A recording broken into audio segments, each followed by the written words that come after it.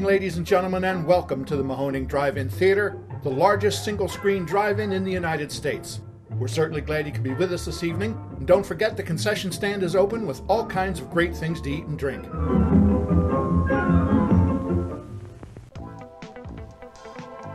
.3 Mahoning DriveIn Radio, your old friend Virgil back once again for another exciting episode of the podcast, and today is one for the books. But as you guys know, our podcast, Mahoning DriveIn Radio, the only podcast dedicated to the revival of our beloved drive-in culture. And of course, I'm joined as always with my co-host and general manager extraordinaire, Mark. Say hello, Mark. Hi, generally manage. Hello. And we are over the moon because today we have a legend on the show. Actress, singer, author, animal lover, but to us, really a part of the family here at the Mahoning. Welcome, Linnea Quigley. Ooh, everybody clap. Ooh. Yay! Well, thank you for making the time for us. We are so excited. It's early where you are. Where are you located? You're West Coast? I'm in California.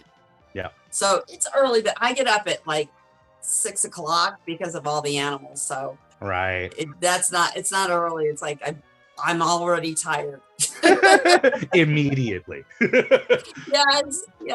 Well, for those people who don't know, and it will be crazy if you don't, Linnea is connected to the Mahoning DriveIn Theater through the Joe Bob Jamboree as well as VHS Fest last year. But if you're a fan of the Mahoning, chances are you are a fan of Linnea. But we wanted to talk a little bit today about your experience with drive-ins, being a podcast that's hyper-focused on it. Do you have those memories as a kid or growing up with drive-ins? Oh my gosh, they're seared in my brain. I mean, we had a cabin, and every weekend my dad took us like kids to the, my friends and me to the drive-in in Grinnell, Iowa. Yeah. And I got to see the best films, which kind of like led me into what I'm doing now. But I would see Boxcar Bertha and Women in Cages and Flies on Gray Velvet and like these great films. And Billy Jack, like about 20 times I went and saw that. Oh, I love it. I was like, born on drive-ins. In fact, even now to this day, I would rather see a movie at the drive-in than anywhere. It is. It's one of those things that we always say, it burrows into your heart and really does influence you as a kid. You said that that's kind of what geared you into what you do as far as acting. I think it did, because I saw those, those films were more important to me than going and seeing like Jungle Book or a Disney film. Right. Stuff that's made for the kid. Right. Yeah. I got this love of B movies. So when I was trying acting, I think I gravitated toward that because I loved it so much, and it seems there's so much heart into it. Yeah. I mean, that B movie Grindhouse Era is what a lot of people connect to the drive-in. Like what we're doing at the Mahoning is kind of a modern twist on the drive-in. But when we bring up drive-in to people who aren't connected to the Mahoning, they think about the teen hangout car culture revival of the drive-in when things kind of shifted.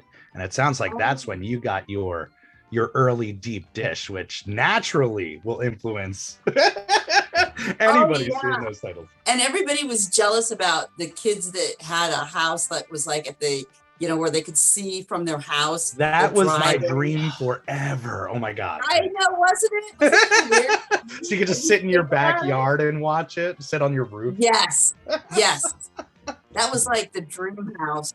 In the town I grew up in, the range, and it's true of the Mahoning too, the range of the radio broadcast of the drive-in went for like miles in a certain direction. So it was always kind of cool to be able to tune your car radio as you drove by and kind of hear a little bit of the movie. But there were people in my town who had houses that were on a ridge above the drive-in, and they could totally see the screen. I know, and we were all jealous, like, oh, they can see it every night, So was it your parents who were bringing you to see all the fun stuff, the Billy Jacks and the Boxcar Berthas and things? Oh yeah, Oh, those my are dad good was parents. like, Come on. relegated to take us, and so he had to sit through these movies, which he probably liked them too, from when you got there until midnight, 1 o'clock, because it was usually 2 or 3 movies a night. Oh yeah, back then, I mean, the Grindhouse era, they would truck in sometimes those dusk till dawns, because it was so geared toward the teens. They wanted the teens to come out and hang out all night. Some people say that's kind of what drove the drive-in down, is it got kind of a bad reputation. It became like a teen hangout that wasn't safe for people to take their kids to, But I mean, it's the culture obviously has shifted multiple times since the birth of the drive-in. But, again, I point to it. That's certainly what the Mahoning leans into, is kind of that Grindhouse era, those titles that'll really kind of blow your mind, seeing it larger than life outdoors, Yes. And, you can talk during the movie. You feel much more free. You don't have the air conditioner blowing on you. And it's social, that's certainly where we found our footing is, the drive-in was born as kind of a means to get out of your head after a long day of work or a long day with the kids. And, nowadays it's an essential thing to have a place to get out of your head and get together with your community.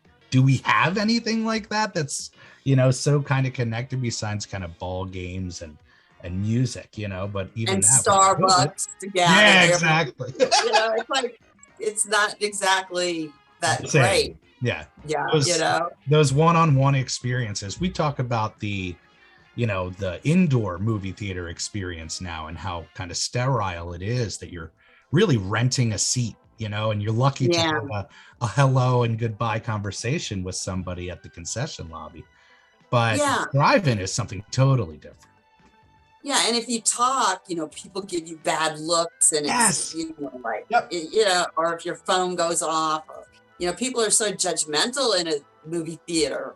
Yeah, it's a different world. And I ran indoors, and seeing kind of behind the curtain, you see how, sterile it is. But what we love is obviously the kind of Comic-Con atmosphere of it all, the fandom of it all, bringing fans together. And like we said, you were gracious enough to join us for not one but 2 events last year with VHS Fest and Joe Bob. Do you want to talk a little bit about your experiences coming into the I loved it. You're my favorite drive-in. I mean, the people flocked there. I mean, they love you guys so much. It's like family. And I had the most fun time there doing the VHS Fest and then doing Joe Bob's show, which I don't even know when that's going to air. They said this year, so we've just been kind of waiting and hoping. I mean, it's either way, when it drops, it's going to come at a great time just to put a little heat on the season, Yeah. And I was there at the pinnacle of when you guys might have been bought out. I was, and everybody was like fighting for you guys to, you were there the week before we got the news with VHS Fest, and you were there the day we got the news that Green Skies was pulling out. That's why I was so happy. Everybody connected with that weekend. It just feels like so perfect, especially for an event that was celebrating drive-ins and had the king of the drive-in there. And it's storybook. I know it. And weren't they going to protest, or did they protest? We were planning on doing a march down to the township building, and that's right. They were planning a whole thing, but it never happened because we went public with it, and the fans went nuts and bombarded Green Skies to the point where they called me and was like, "We're backing out of this totally. We didn't realize the cultural significance of the place." And, again, that's the ending of a movie that we show. That's not real life, So it's just... You're right. The town goes berserk and everybody around goes berserk, and all of a sudden they're saved, The uprising, the David versus Goliath. And I think that's really what put... We already had this legendary status before that, but that's what really put us... in full gear with the promotion of drive-ins and the drive-in culture, because we realized You know, there's so many eyes on us looking at what we're doing, and it really does represent the love of the drive-in culture as a whole. So it's really a magical thing, and I pinch myself constantly. I think back on it, I'm like, it does feel like a movie that we were actually in. It might be you'll have Spielberg come to you and go, we're going to make a movie about it. Hey, you never know. This whole experience is a magic carpet ride, you know. It'd be a great Spielberg movie. What was funny having you there those weekends was you were the first guest we ever had where at the end of the one weekend I could turn to you and say, see you next week. I don't think we've ever had anybody there 2 weeks in a row. Back to back. Well, it was great because you were a secret. I know. It was so fun. It was so fun. I had the best times, you know, sitting in the concession stand, and that brought back memories and just everybody being so nice. You know, it was a great thing. We've been so blessed with the guests that we have, and we knew as soon as we talked that you were going to be a perfect addition to the family. Oh. But speaking of the snack stand, what's your memories as a kid? Do you have kind of a go-to, whether indoor theaters or drive-in, as far as a snack for enjoying a movie? You know what? I didn't really eat one. Like most people, you know, get popcorn and stuff. I really didn't. I was so excited to be at the drive-in. I don't think I could eat. So it wasn't like going there and getting a snack. It was just all about the movie and the experience for me. But you know, the smell of, you know, it seems like concession stands always look a little warm, you know? Oh yeah. They always do. And it's just like the smell of it brought back memories. The warm glow, and I always joke, like Pepe Le Pew kind of lifts off the ground when he smells something, you know, like, yes. But if that's what it is with popcorn, it's just kind of lures you in. Oh, it does. And you eat way too much of it and then your stomach hurts. And I love that you guys have veggie burgers there.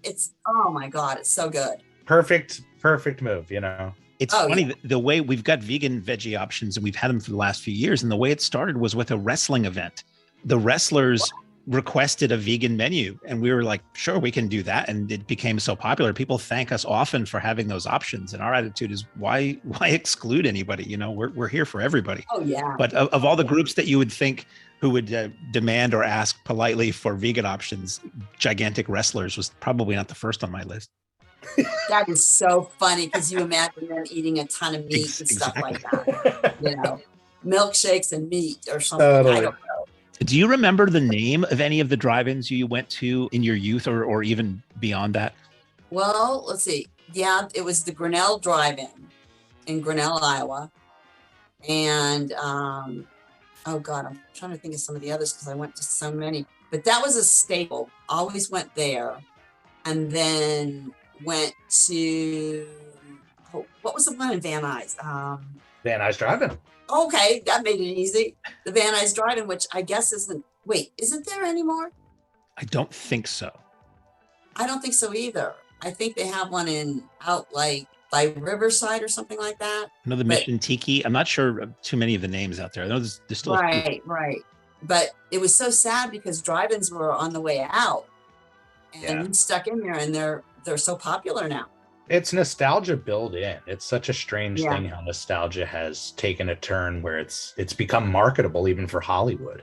Everything that you see is so focused on the fact that you loved it in your past, you know, and that you'll bring your kids now or whatever the case is.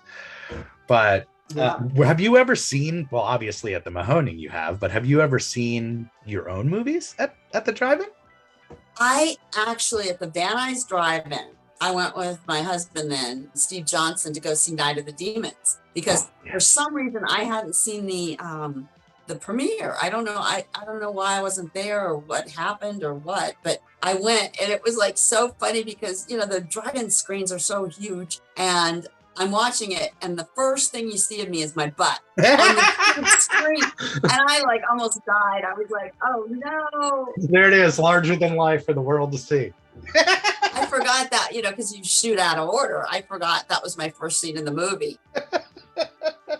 And then another incident, it was really funny. I went and saw a movie I did oh my God, it was so long ago.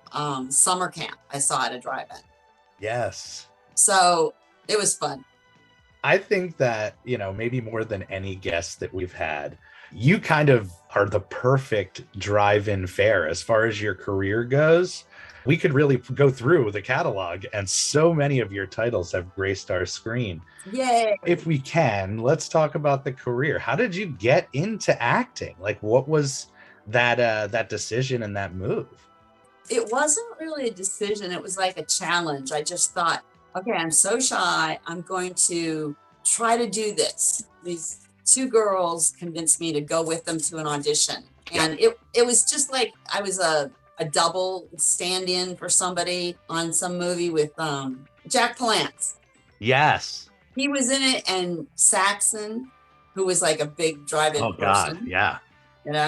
And I was like, I thought it was so fun. And I thought, okay, I did that. And then I went on to be an extra for like 2 seconds in Death Sport 2000. A New World picture. That's right. Yes. New World was sort of the heir to AIP. They were like I'm telling everybody stuff they already know. But I love New World movies. So the fact that you were on a New World picture is pretty fantastic. Oh, it was really cool. And then the Corman one was Death Sport, right? Right. Or Death Race.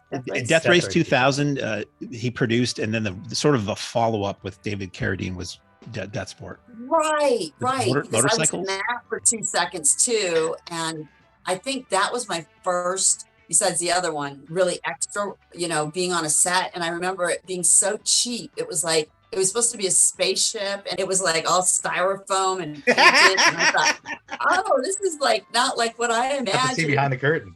Yeah. But I was a courtesan in Death Race, and I got to sit by David Lynch, is it? No. Carradine, right? Richard Lynch. Richard Lynch, yes. Richard Lynch on the spaceship, and I was on there for 2 seconds again, and I thought that I went to the movie theater to go see it. I thought I was so cool. That's surreal. That is so cool. And that was kind of the fuel, and you're like, I'm gonna go for this. Yeah, so I did it like, when you get in the water, I didn't jump in. I just kind of like, put my toes in. When you talked about being a double and then you said Jack Palance, my brain put that together that you were a double for Jack Palance, and I was like, that's not gonna match. Let's hope not. Yeah. Let's hope not. He was so weird. I was like sitting, like we were in a house, and he was sitting there, and he goes, would you like to go to dinner? And I'm like, oh, I can't. I left my car in Hollywood. I was making up stuff. And the two girls that had brought me there were gone doing something. And I was just like floundering. And I go, my car's in a Hollywood parking lot. I can't. And he goes, I'll get my helicopter and we'll get it. And I snuck out of there. I'm like, ah. That's incredible. Like, I'll be right back. Yeah, yeah. It's funny you said that you were the shy girl, because when I think about your career, you certainly are not the shy girl. Oh my God, I was so shy. I wouldn't even sing in Glee Club. I would mouth the words. I was terrified. And wow. The worst was when they would have you in class go up and sing to see if you're an alto or soprano, and you have to do it alone in front of the class. That was like going to jail. It was horrible. Oh God, nightmare. Oral report was a word that just froze me in my tracks back in my school days. Really? Oh God, having to stand up in front of the class. Forget that. Oh, do you feel like you're all red and I could exactly hot face, no sweaty. In your mouth. We speak the same language. Yes, that went away years. That went away years ago. But I remember it well. Oh, it's horrible. It's horrible. It's horrible. And you think every person is just concentrating on you. Just got to envision the audience naked. That's what they say.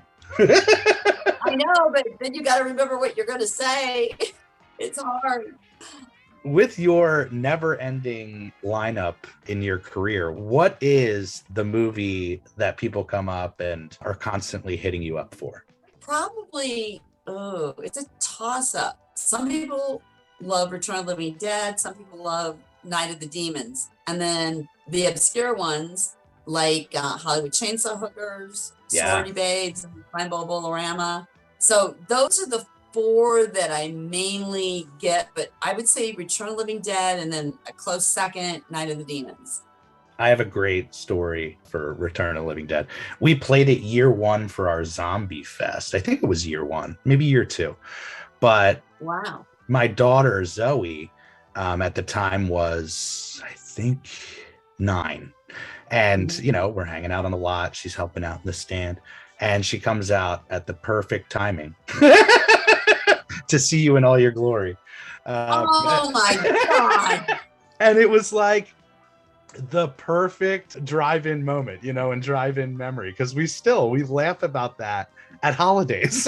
We're just like, that was your intro to the drive-in, Zoe. That is so cute. That is so cute. Oh, it was amazing.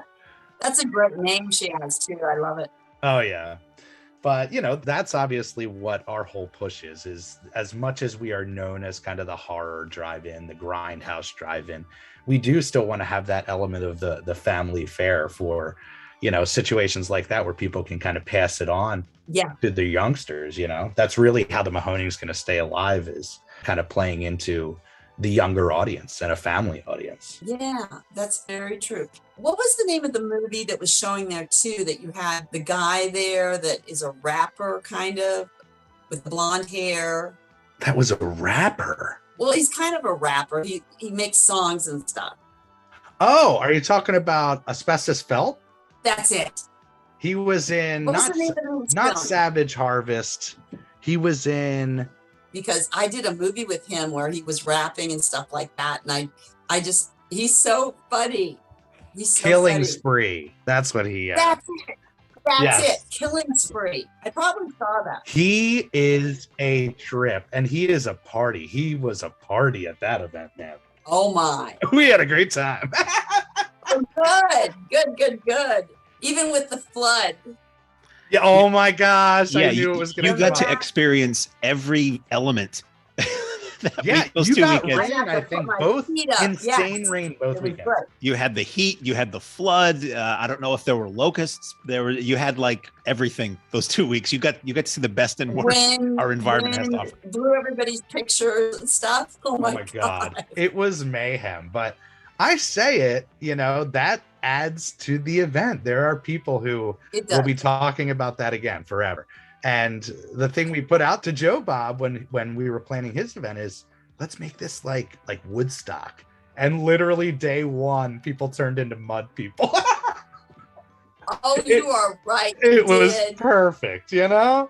And people still say that. It's like they had a great time, even though their campsite floated away. Exactly. I know. And actually, a lot of them did. It was like, where's my tent?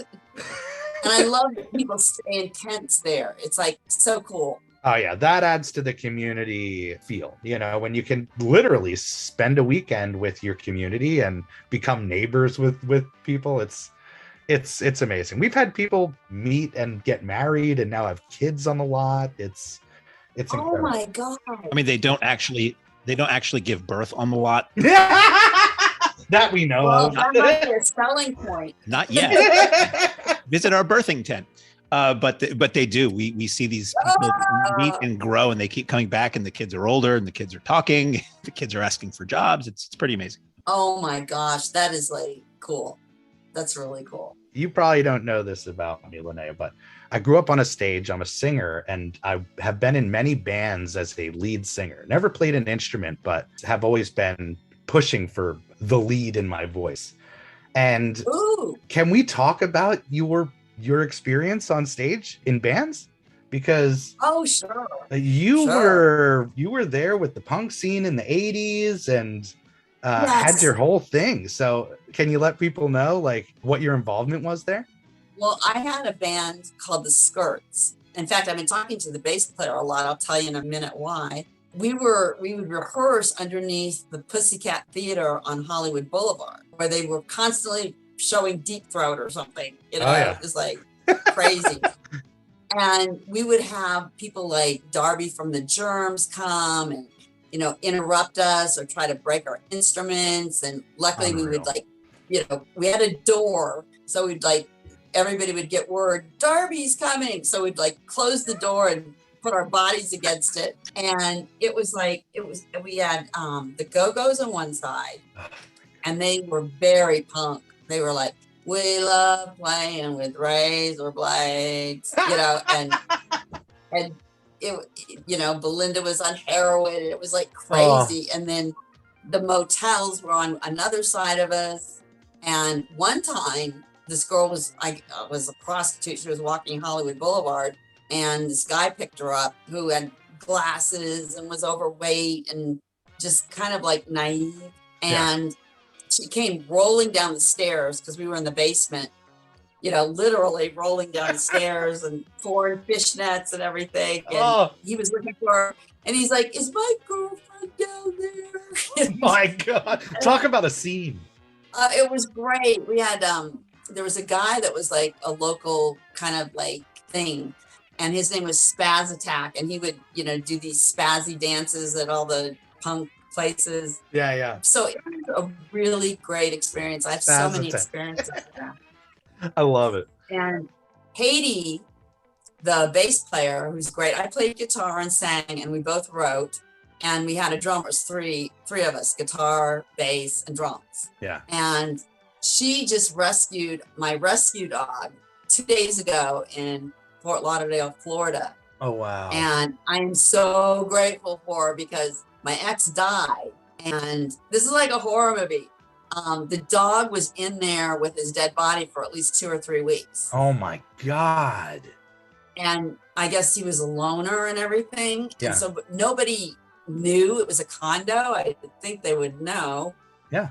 But the dog ate his body. Oh my. And then animal control came and took the dog to the pound. And, you know, I was like freaking out. Holy jeez. So that's like a horror movie. It It's literally, like awful. yeah, it literally is. But the dog had to survive, you know, it's like it did what he knew, you know, he was gone and, you know, Right. had to do what he had to do.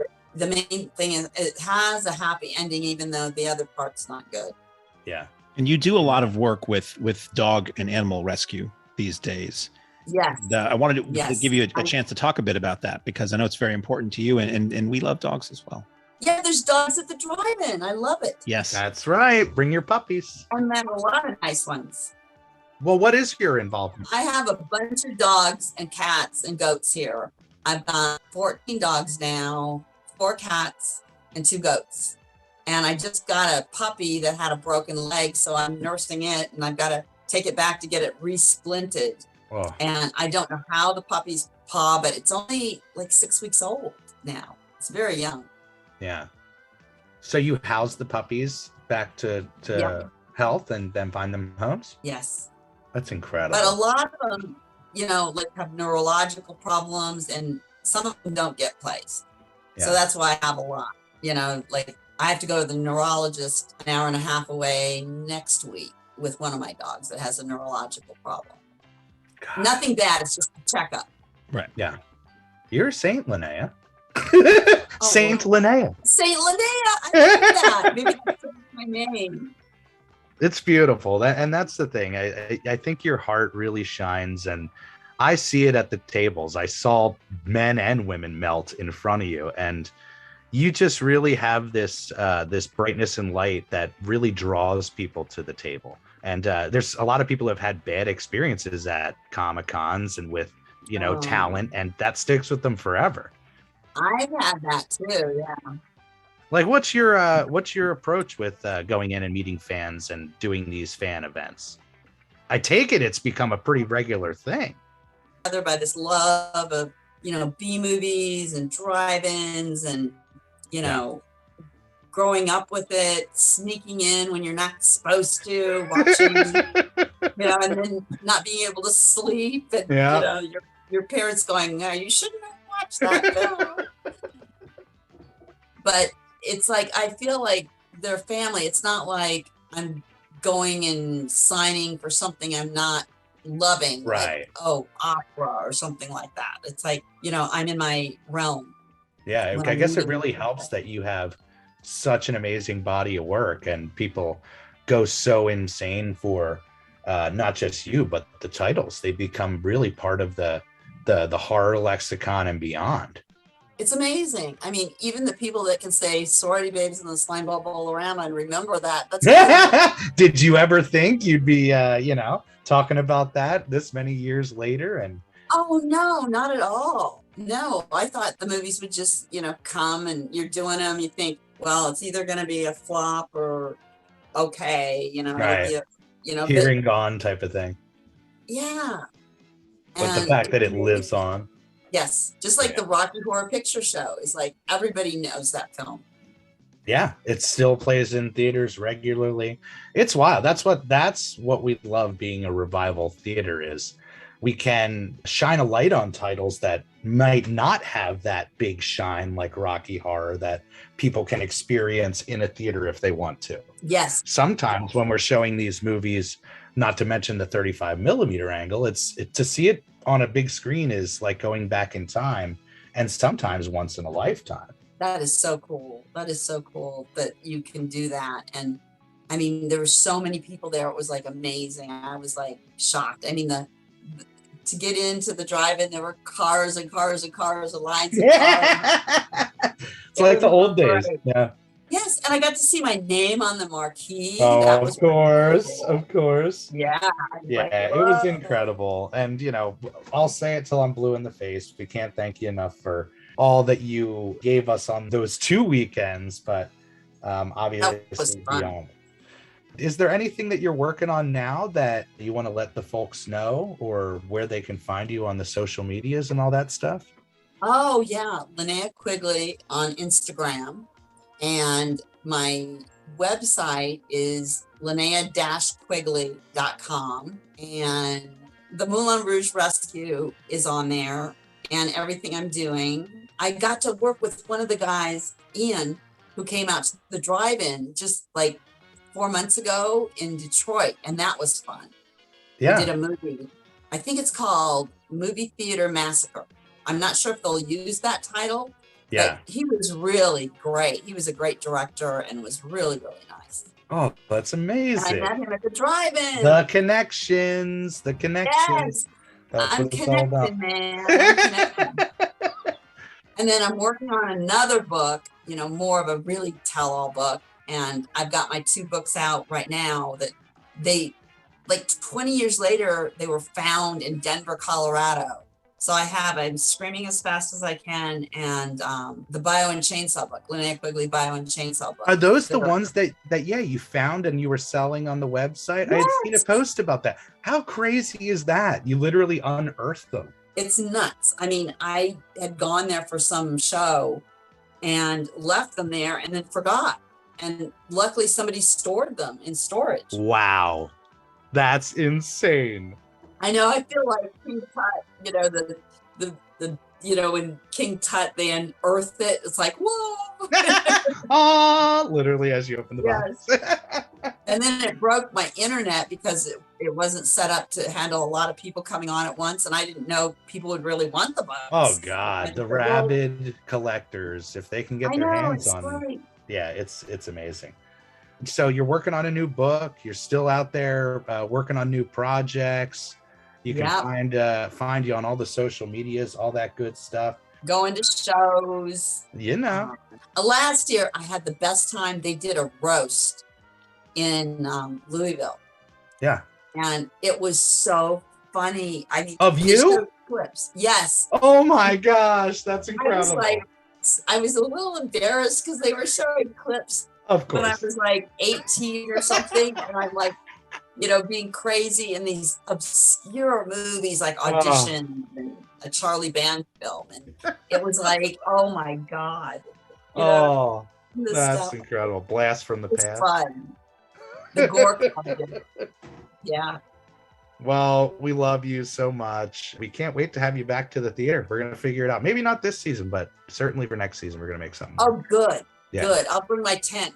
Yeah, now we're talking. You can get fully into the experience.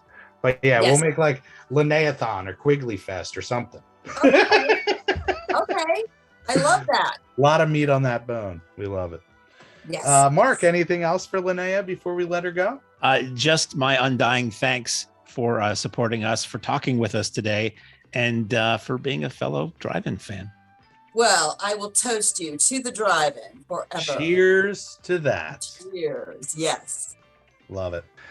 All right, we're going to let you go. You're the best. We don't want to take up any more of your time. Okay. Thanks, guys. Thank you. Linnea Quigley, guys. I was literally nervous. I hope that was a good, proper interview for all you guys to enjoy. Linnea is like royalty to us at the Mahoning Drive-In Theater, as the fans, I'm sure, can realize. She has been in so many Mahoning titles that are just absolute gold and will continue to be gold probably for the rest of our lives and play at the Mahoning for the rest of our lives. And she's right up there as far as people that we would put at the top of our list, greatest guests of all time. Mark, what do you think? Are you dumbfounded right now? Well, I mean, generally I'm dumb, but it's one of those things where it's like, when I watched Hollywood Chainsaw Hookers for the first time in high school, little did I ever think I'd be having a casual conversation with she who performed the dance of the double chainsaws, the virgin dance of the double chainsaws. And funny enough, this morning I was awakened by the sound of chainsaws outside my bedroom window. It was a sign. How wildly appropriate is this for this day? Yeah, it's crazy. This is another world that we're living in, guys. We feel so very, very lucky to be able to have these connections. And since we have the connections, we're going to try to bring them on the podcast and talk about their experiences. And God, going to the Van Nuys? Yeah. Like, come on. I've always thought being able to go to California drive-ins in the 70s would have just been like the coolest. Yeah. Van Nuys that's the one they recreated for Quentin's movie. I believe so. Well, you'll cut it out if it's not. I was just going to say, if we're wrong, nobody will ever hear this. But yes, support Linnea in every way that you can. Support her animal rescue foundation. And again, she's going to make her way back to the Mahoning Drive-In Theater. Do you have a favorite Linnea movie? I mean, she kind of named her top 4, but it's endless. I mean, 164 acting credits. That's unbelievable. I think for me, you always go back to your first, probably Hollywood Chainsaw Hookers, but she's pretty wonderful in many things, including Return of the Living Dead. Pretty iconic, really. I think people have tattoos of her from that movie. It's crazy how connected she is in the horror community. Like, she's tapped a ton of like franchises and is in so many just gem titles. But I don't know. I mean, for me, I guess it does have to be Return of the Living Dead. I mean, that's the one where she really kind of was like brought onto my radar, and then I went down the rabbit hole, But for us to do Quigley Fest or the Linneathon, there's so much to choose from. We could do that for like years and years and years and years, just because she's attached to so much gold. We got to do at VHS Fest this year. We should play during the intermissions, the horror workout. I remember that was the tape everybody kind of passed around when I was running the Hollywood Video. I never came across it on tape. I came across it later in the world of illegal downloads, and I never downloaded anything I could legally buy. Let's just clear that up right now. You're like, I couldn't get it, so exactly. I had to it was always rare stuff. And I as a fan, I'm like, this sounds silly, and it was. And I love that it's intentionally pretty hilarious. It's a spoof of workout videos where she's doing, aerobics next to zombies and things like that. And that's something that should more or less always be in print in some form or another, because it's too good to keep locked up. Yeah. And I think she's, more than anything, she's kind of become a mouthpiece as well for not just women in horror, but for the genre. I see her pop up on all sorts of documentaries and things like that as kind of the talking head, if you will. But super sweet. And again, can't thank her enough. Hopefully you guys enjoyed the interview with Linnea. Again, support her as much as you can. I mean, how can you not love Linnea Quigley? Until next week, on that note, Jeff, take it away, my friend. Ladies and gentlemen, thanks again for coming out tonight to the Mahoning Drive-In Theater. We hope you'll come back and see us again real soon. The exit is on the right-hand side of the screen at the front of the field, and most importantly, have a very safe trip home. Good night and God bless you.